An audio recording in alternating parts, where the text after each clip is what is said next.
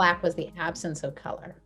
The opposite. Black is all colors and white is the absence of color. That's what I was told. Right. But I think it's different between visual and like paint. Sure about that? That black isn't the absence of color? Black is. We'll dive into it in 2 seconds. Changing topics. Well, good morning and welcome to Coffee with Ken. I'm Ken Biberai, a managing director at Savills, a leading tenant advisory commercial real estate firm. We are in week 49 of social distancing as a result of the COVID-19 pandemic. In the news today, millions in Texas remain without power, heat, and safe drinking water as a major winter storm continues to pummel the South. Life expectancy dropped in the United States by 1 year as a result of the pandemic, the most dramatic drop since World War II, and even higher amongst communities of color.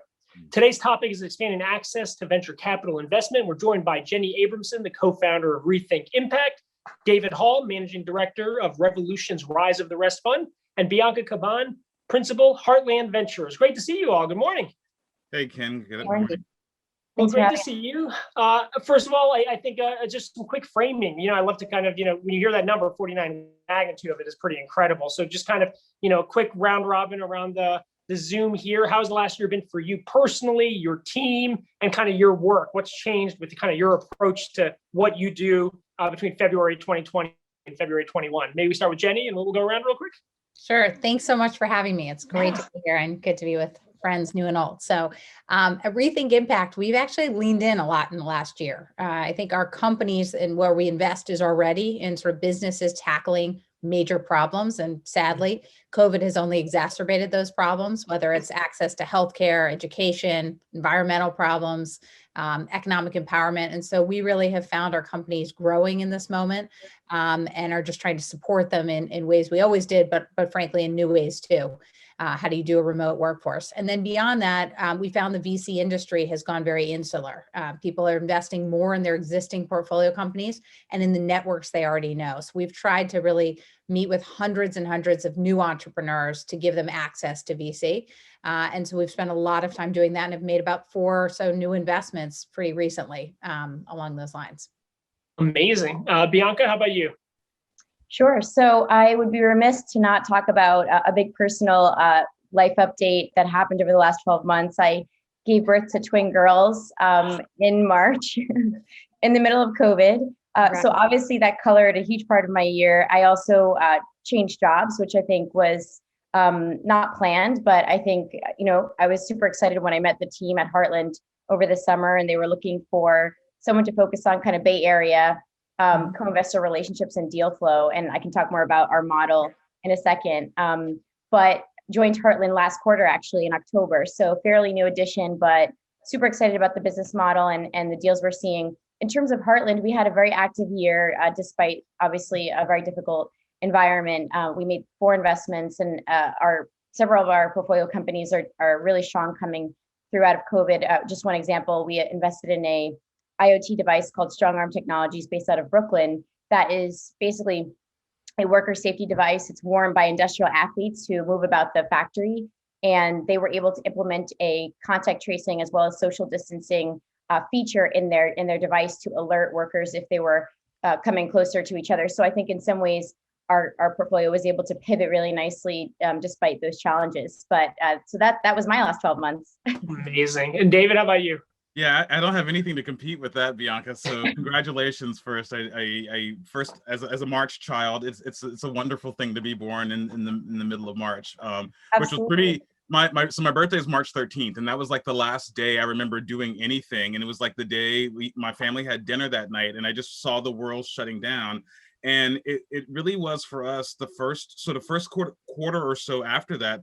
And I think this was sort of is indicative of the entire venture industry, was like a big, like, best of times, worst of times kind of moment. There were companies where, they were on the brink or sort of in the ICU. I guess that's a bad pun to use at this point, but they were struggling before the pandemic. And I think the pandemic really started to exacerbate a lot of the challenges that they were having. And Jenny mentioned, we really redoubled our efforts for a lot of our existing portfolio companies, but then we were able to see like real entrepreneurship and real innovation and like find companies that were doing insane things and leveraging the expedited nature that the pandemic allowed to really get, overserve their best customers, find new pathways to bring products and services to market, serve new customers in new ways, serve old customers in improved ways, and just really like out execute. And those are the stories that I love. And a lot of them were in sort of industries that were mission critical, were frontline industries. We've got a telehealth company that was able, like literally the company's based in New Orleans. They sent a bunch of their trainers and they trained people in the JFK airport Holiday Inn to go out and start doing COVID tests and training in the New York City area. And it just was fantastic to see people lean into this.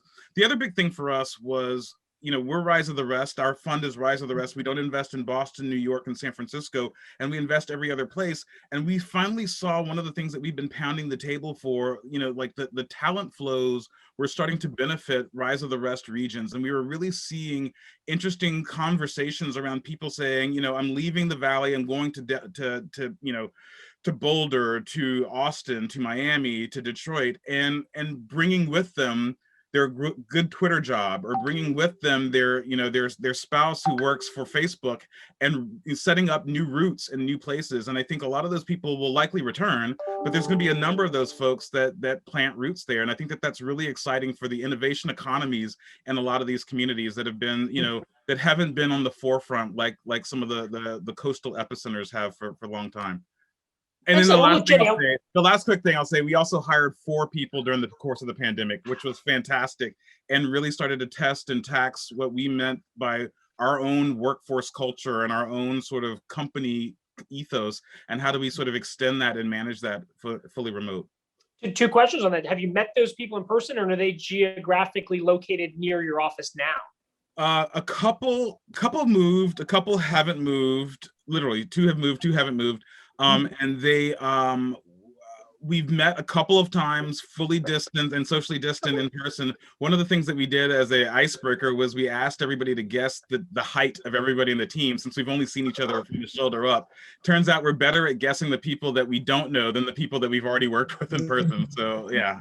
Amazing. Well, excellent. Well, look, Jenny, today we're talking about kind of expanding access to VC investment, right? So like, paint the picture for us. Give folks a landscape view of, what does it look like? Like, who gets VC dollars? How much are deployed? Where does it go? I mean, David alluded to kind of some of the geographies and the cities that predominantly get it, but what does this look like today? Yeah, access to women, which is obviously a huge focus for us, and diversity more broadly. Rethink Impact, we fundamentally believe that investing in more diverse teams leads to higher returns, and the data has sort of shown that pretty strongly over years.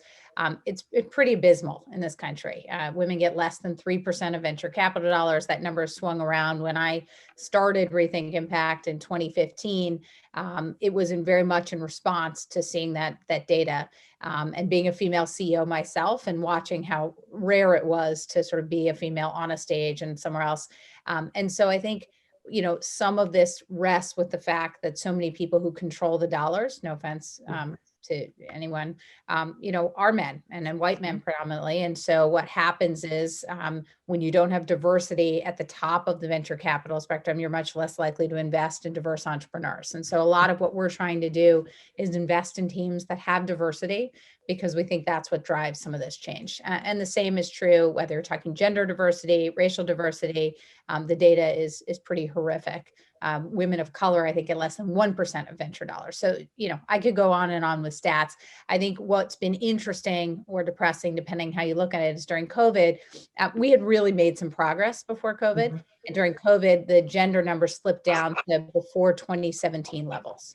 And so we really took a step backward. I will say I'm very hopeful that we're at a turning point. And I think the reason for that is while I know that many of us are eager to get back in person, I think Zoom has shown the world that you can be geographically located somewhere else. You can be not out for drinks, if you're a caregiver of kids or adults, and you can still be a really productive part of the venture capital community, both as a venture investor and as an entrepreneur. You don't have to travel every single week. Board meetings can be more productive, not less, by Zoom.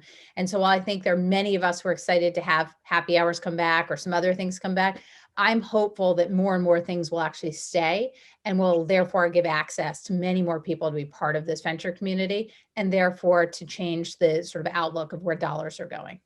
That's great. And then look, part of that diversity, Bianca, is geography, right? So tell us a little bit about Heartland. The model there I found so interesting, right? I think you receive most of your investment from communities in the Heartland, and then you're sourcing opportunities on the coast and trying to bring them back. Like, talk a little bit about that. How are you structured, and what are you hoping to achieve with some of your investments? Sure, happy to. So in terms of our model, yes, in terms of how the Midwest kind of comes into the branding, Heartland Ventures, it's really about our LP base. So we have about over 60 strategic operating businesses who are investors across Fund 1 and Fund 2. And they're all in businesses that are legacy to the Heartland: construction, manufacturing, transportation, real estate, a bit more so in Fund 2. And so what we're doing is we're trying to find technologies that are being built, oftentimes outside of the communities that our LPs are in, to bring to them and to, first of all, as an investment in our fund, which is first and foremost, but also to implement at their businesses. And so what we like to do, our strategy is to bring early customers, significant customers and revenue before we invest, sort of validating technologies. And then, of course, even after we invest, that's a big part of our strategy with our portfolio companies to drive early customers. And so we invest at the seed and Series A level where we can be really impactful in that sense. And so I think it's tackling the issue in a little bit of a different way, where if we can bring technologies that are being built oftentimes on the coasts, and all of a sudden some of their significant customers by revenue are located in places like Elkhart, Indiana, or Columbus, Ohio, then all of a sudden they're more likely to open up offices near their customers and employ talent in those areas. So it's kind of tackling this issue of expanding access to technology and venture capital in a different way, where we're hoping that, of course, there's a strategy around investing in kind of homegrown unicorns for sure, but also bringing technology that is already being built elsewhere, and sort of opening up access and opportunities for that technology to be implemented in the Heartland. And so that's kind of what we're about. And what's interesting is, there's a great stat where 50% of the country's largest corporations are located in the Heartland, representing 7 trillion in revenue. And so there's actually a really significant kind of mid to large market customer base for, a B2B SaaS company. So the Heartland's a really compelling place, and we're just sort of trying to connect the dots there. Of course, we're starting with legacy industries. So we look a lot at industrial tech, construction tech, and increasingly more real estate tech, prop tech, because there's some interesting stuff happening around logistics hubs in the Heartland that we're looking at from a prop tech perspective. But that's how we think about it. It's amazing. So I love this narrative. You're looking outside and trying to bring them back to the Heartland. David, I think, you get on a bus usually, right? And you're going to Chattanooga and you're seeing that there's a bunch of supply chain production being done there and companies looking to start. How do you approach this, right? Like, how you're looking to incubate and grow, I think, and then go out, while Bianca's kind of focused on bringing stuff from the outside in. Tell us a little bit about how Rise of the Rest operates, what you're looking for, how you're picking places, and what you hope to accomplish. Yeah, sure. And it's all very similar, and I think very, very comprehensive. It builds on top of it. We started in 2014 with our Rise of the Rest bus tours. We were going into markets and really touching everybody in cities that were off the coast who touch startups. Most of them sort of early stage technology driven startups. And we did this in Detroit and in Nashville and in Pittsburgh and Cincinnati, big cities that were sort of the gilded cities of the old economy. And they're now sort of like, if don't come to the forefront when you think about innovation, despite the fact that all 4 of those cities that I mentioned over-index in things like corporate headquarters, over-index in sort of access to both corporate capital, but also political capital. And it comes back into those communities. And we wanted to figure out a really strong way to harness that and mine those cities for really strong innovative technologies and entrepreneurs. And we launched the Rise of the Rest Fund in 2017, backed by a couple dozen of the most well-known investors and entrepreneurs and business executives of our time. All we call them the folks that have the dotted photos in the journal are part of our LP base, and we're really that's when you've made it, right? Well, you got a dotted photo. And I think for them, they joined us and because they recognize in some of their own hometowns that have kind of been left behind. 75% of venture capital, 78% today goes to just 3 states, and half of venture capital goes to the Bay Area. And the idea is there's smart people in Atlanta, there's smart people in Nashville, and they deserve a piece of that. And we believe that the pie can also get bigger. And so it's not necessarily a zero-sum game, but if if 1% in venture capital, which goes to Georgia today, doubles, that would be transformational, not only to the citizens of Georgia, to the job creation in places like Atlanta, but also the innovation that we get infused into some, the brands, Delta Airlines, Home Depot, Sure. huge brands that stand to continue to innovate with that infusion. So we launched the fund. We're now investing out of Fund 2.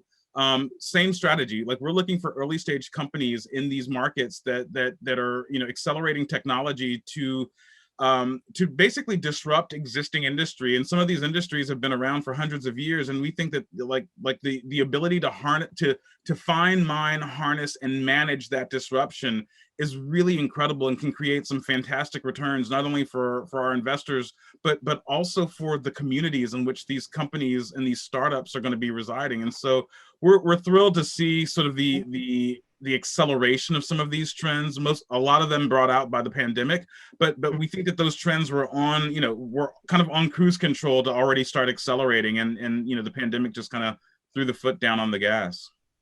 So I want to dive into this particular aspect about the returns, right? So Jenny, I mean, you're not putting money into companies just because it's important and because of it's the equitable and right thing to do, right? I mean, you look at Bumble this week, right? I mean, there's a billionaire CEO, 70% of the board is female, right? Like, these are real returns. This is like a material thing to invest in. This makes sense, right? Not just because it's the right thing to do, but economically, right? I mean, talk a little bit about this and like what people don't know about it. No, it's interesting. People often think it's charity, and in reality, female-founded companies, just to give an example, are exiting on average, according to PitchBook, a year faster. And obviously, in venture, time is money. And startups founded and co-founded by women generate about 10% more revenue on average. And the teams have higher valuations, about 64% valuation increases versus 55%. And the same is true for all kinds of diversity. When you have diversity in management teams, you see higher results on average. And so, we were excited. One of our companies, Guild Education, that's helping to train frontline workers, had $1 billion valuation last year, it became a unicorn. And so what to us is exciting is people are now finally seeing what the data has shown for a long time in real examples like Bumble, like Guild, where you've got companies led by diverse teams with, solving in many cases incredible problems in the world, showing that actually makes more money, sometimes not less, or often, because it can attract better talent. And because these are frankly large problems and therefore large market opportunities. So we generally invest when a company has between $500,000 and about 15 million in annual recurring revenue, what we often call the valley of death for women, which is they get the early funding, and then they all of a sudden sort of get to $1 million in revenue, and they need help and institutional capital to scale up to 100 million in revenue. And so we'll come in a Series A, Series B, or somewhere in that realm, and try to support them with that institutional capital. And so, we feel like that's just a huge opportunity right now. So Jenny, just stay on you for 1 second, right? So your latest round, you raised $180 million, right? And it seems like a lot of the companies, we've talked about this in the past, I mean, it's almost as if COVID has accelerated some of your portfolio companies, right? Like, tell us about like Elevest and Spring Health. I mean, these are companies kind of at the forefront, childcare, right? Like, these are like literally the most, I think, timely topics that like female founders are leading the charge on, right? Like, so. Yes, I think underrepresented entrepreneurs are often investing in problems they see in their own world and own lives. And for women in particular, that often can be something like childcare. So Winnie is a searchable on-demand resource to connect parents to affordable childcare, a huge crisis in this country, which was only exacerbated, especially for frontline workers during COVID. And so if you can't afford a nanny, which is most of the world, you need this kind of resource. And the founders of Winnie had been techies at Twitter and Postmates and had kids and said, wait, why does everything suck in the world of tech, in childcare? And sort of went and tackled that problem. We have another company, futurefuel.io, that's tackling the student debt crisis, something that impacts, millions and millions of Americans. And Laurel and her business are helping employers help their employees pay down that debt and allowing people to do it on their own in a much more efficient way. And the same is true, Elevest, as you talked about, sort of women investing and not ending up in retirement, much more likely to be in poverty. Sempre Health, which helps with medication adherence. And so these problems spring, right? Mental health, as we all know, has sadly gotten much worse, not better during COVID. And so these companies that are doing this with great tech and great talent, we think are sort of what the world needs right now. So we're very excited, obviously. And so Bianca, Bianca, I'll ask you a question. No, we're just kidding. Stop. Oh, What? sorry, can you pause? Oh, I froze. Sorry. Yeah. I said, I'm thinking about the Midwest and I'm thinking about some of the companies that you mentioned. What kind of tech are they looking for? What kind of solutions are they trying to get? Like when you're out on the West Coast, what are you trying to solve for when you're thinking about companies to invest in for your kind of investor base? Yeah, that's a great question. So I think that kind of the pain points, and we're in constant communication with our LPs all the time trying to understand this, but a lot of the pain points are really around kind of labor issues, first and foremost. If you think about the construction industry and even just the shortage of blue collar, workforce and kind of even skilled labor within those industries. The other issues are around, how do they get on this curve of, like, you hear all the time, and we're doing a lot of work on this idea of industry 4.0, and what does that really mean? It's a big buzzword, but a lot of times, manufacturers in the heartland, kind of medium-sized manufacturers that are actually, experiencing, a lot of growth. So we have one of the largest pontoon manufacturers in the country, and it turns out that everyone wants a pontoon during COVID. And so their sales are going through the roof, but they are having sort of this dilemma where kind of success can lead to a distraction. They are, not focused on operational issues and sort of really getting up the digital curve in terms of getting their machines, sensorized and collecting data and analyzing data. So they're doing really well, but it's really about adoption of kind of this next phase of technology that will allow them to set the foundation to move into this new industry 4.0 that is, where you can do remote monitoring of factories and stuff like that. So I think that's a big issue that we're looking at. I think sustainability is on a lot of executives' minds in the Midwest, especially coming into the Biden-Harris administration, and obviously with the regulatory regime. I think it's going to be a lot more of a pressure to adhere to certain regulations, which is great. And I think so. A lot of executives in the Midwest that we speak to are kind of wondering. They're trying to look for technologies to reduce their carbon footprint, to be more fuel efficient. Concrete and steel manufacturing are among the most carbon intensive processes. So they're really trying to understand where they can implement technologies that kind of result in higher ROI for them. So it's not that they're going to, produce a lesser, concrete, but is there a way to make concrete that is both less carbon, sort of carbon intensive, but also results in a stronger, lighter weight product that's even better. So kind of aligning, the business ROI with sustainability goals. So that's a big thing that's on a lot of executives' minds, and we're trying to figure out, we're constantly looking at technologies in those spaces and trying to figure out kind of where they should be prioritizing their budget and their dollars, because obviously that, operating their businesses is always a challenge. Amazing. Well, look, the impact of COVID hasn't been. About the impact, more women leaving the workforce than ever before, communities of color, access to broadband, health challenges, frontline workers. How is that impacting the companies you're looking to invest in, David? These emerging kind of ecosystems we're trying to create. How has the last year either taken us backward, or has it provided any type of silver lining to build upon? Yeah, again, I'm an optimist and I'm a futurist, and so I've got to believe that this is going to, this is a temporary setback for some of the communities that have been most negatively impacted by COVID. And I think that we're seeing things like these businesses that are, we've talked a little bit about telehealth. It just really is being able to bring some of the barriers down and increase access to healthcare, and even preventative measures that they're able to be properly diagnosed and treated via, remote medical care are so huge to have long-term impact to the patients that are being treated. I think that, communities of color have historically had to figure out ways to work around the system.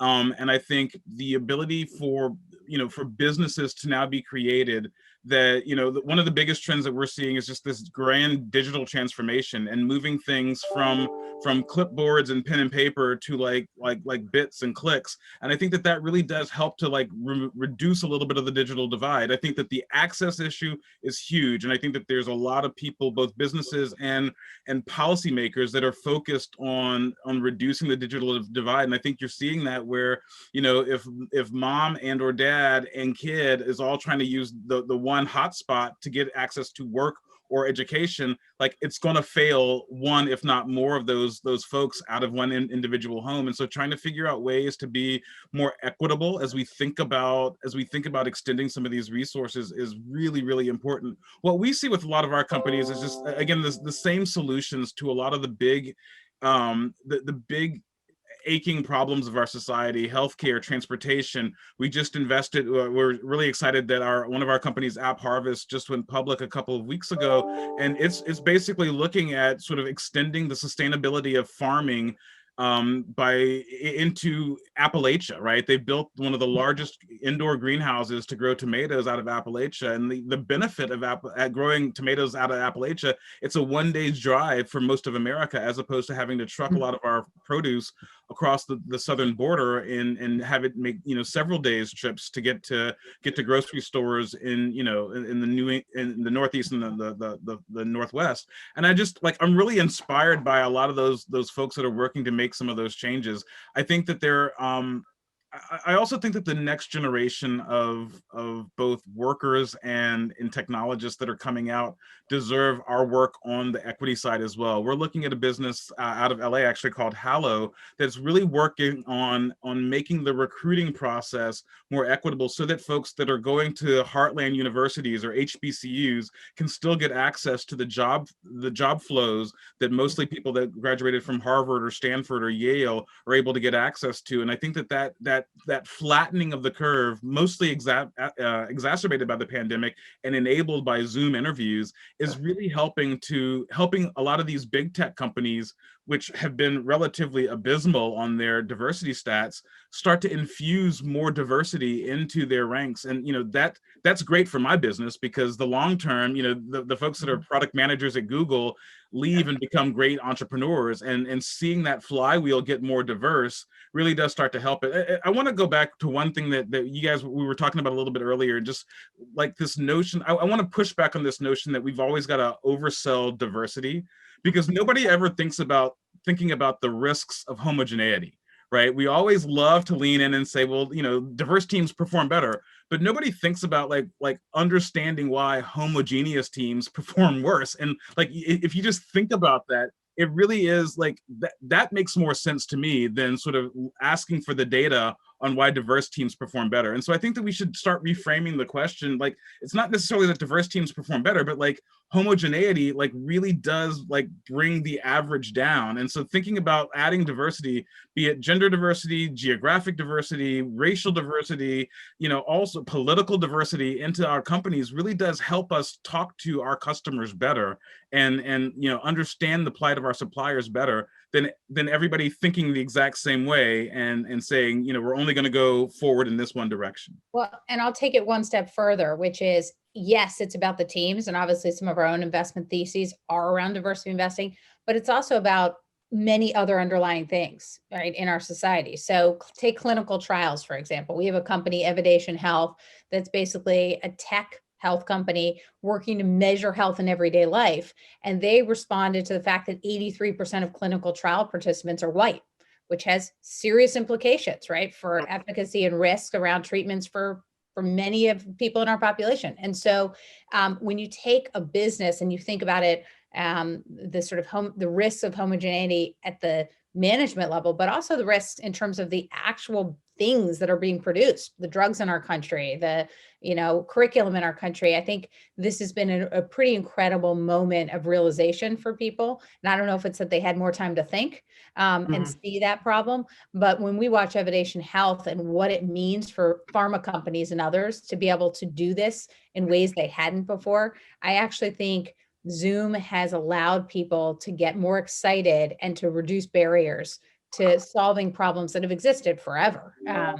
and to realizing that the default is the problem. It's not just that you can be better. Yeah.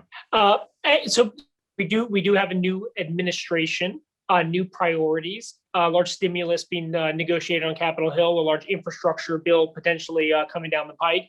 Heartland since in South Bend, Indiana, former mayor, now Secretary Pete is there. What are your hopes? What are you thinking about? What are you guys expecting or pushing for from Washington to help expand on your efforts in the Heartland, but also just for everybody else here? Like, what are your thoughts? What do you think the priorities should be? How do we kind of invest in startups and then grow the economy in a more fair and equitable way?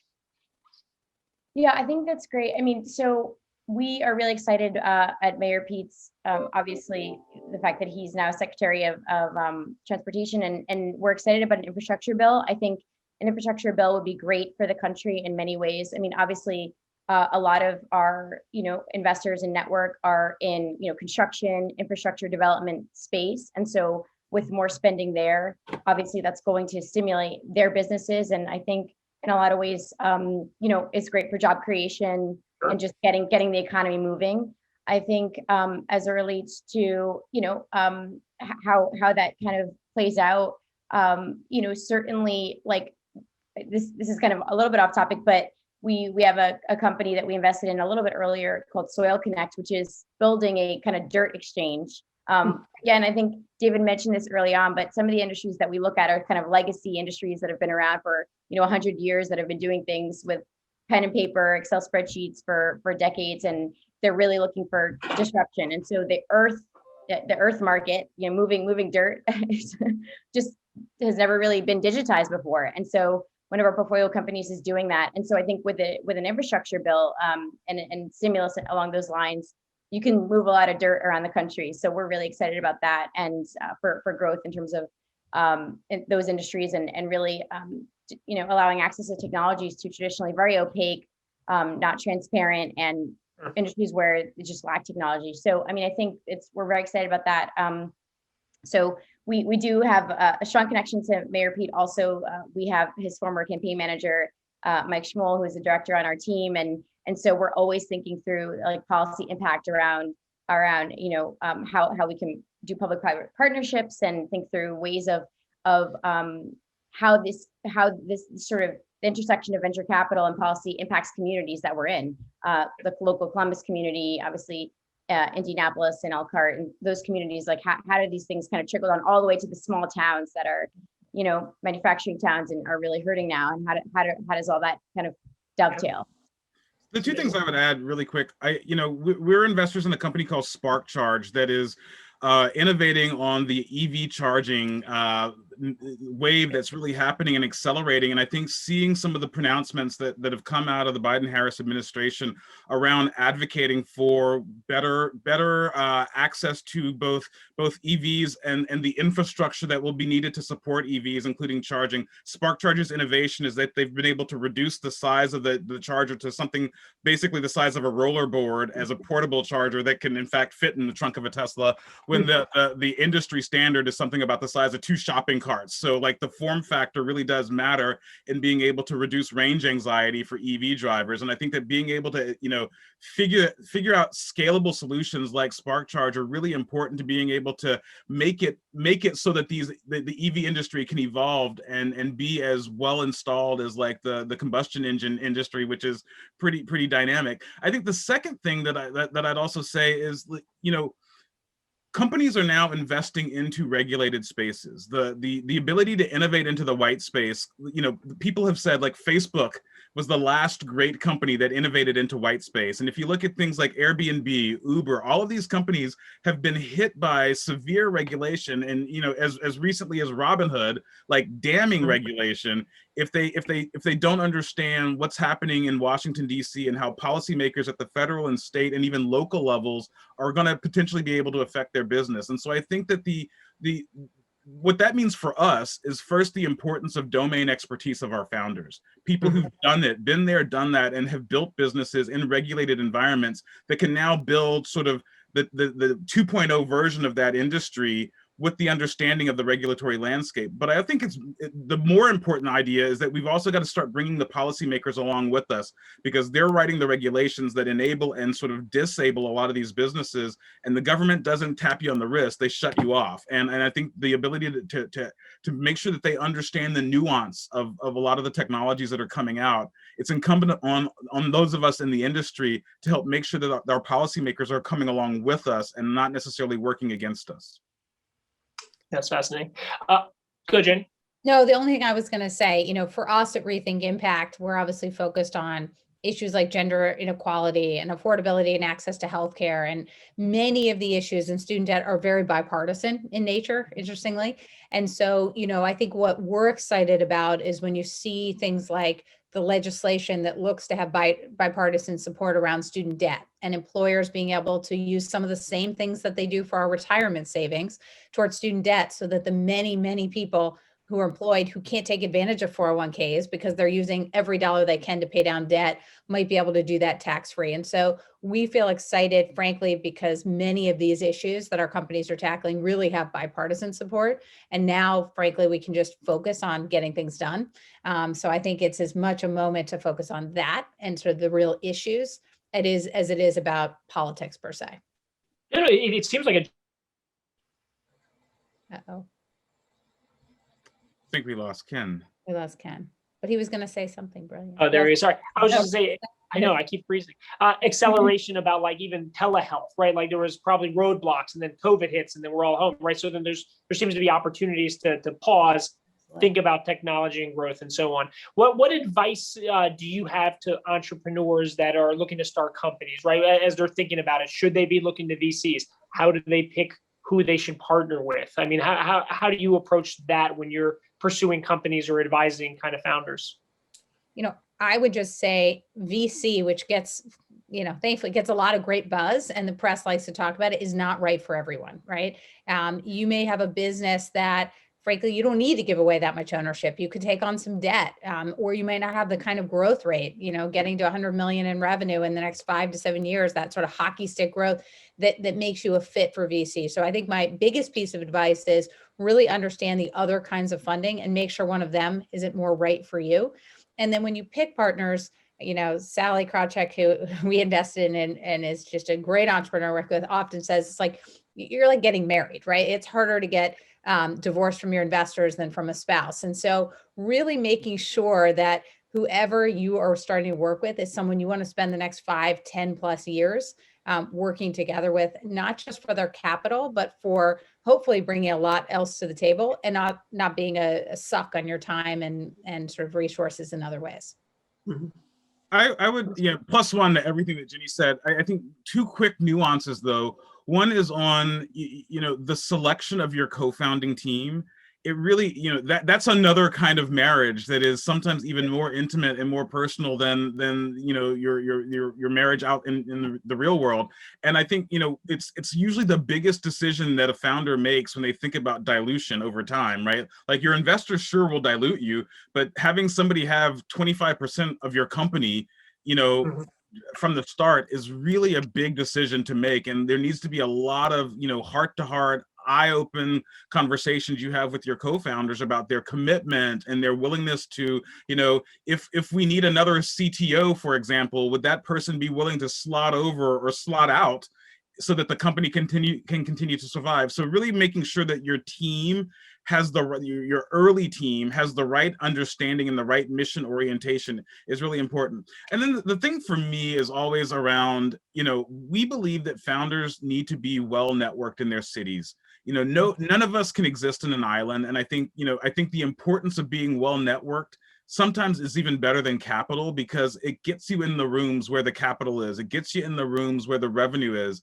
And I think there are a lot of iconoclastic CEOs that want to sort of be in their ivory tower, heads down, working. But part of the job as the CEO is to be out and sort of evangelize the company. I always tell all of my CEOs, or suggest to all of my CEOs, like, what's your bullet points? If you're sitting, at a conference and Mark Zuckerberg walks by, what are the 3 things that you would want him to know about your business? And if you don't have those talking points, like time and space are going to make a way for that to happen. If the person that you would ultimately want to sell your company to walks by your booth at a trade show, what are your talking points? What is your elevator pitch? And it's funny, I've had a number of CEOs come back to me to say, hey, I was sitting next to, the VP of business development for the potential acquirer of my company on a plane, and I had my bullet points and I was ready to go. And it really does make a difference to think about what, when you have that shot, what's the 2 or 3 lines that you want to say?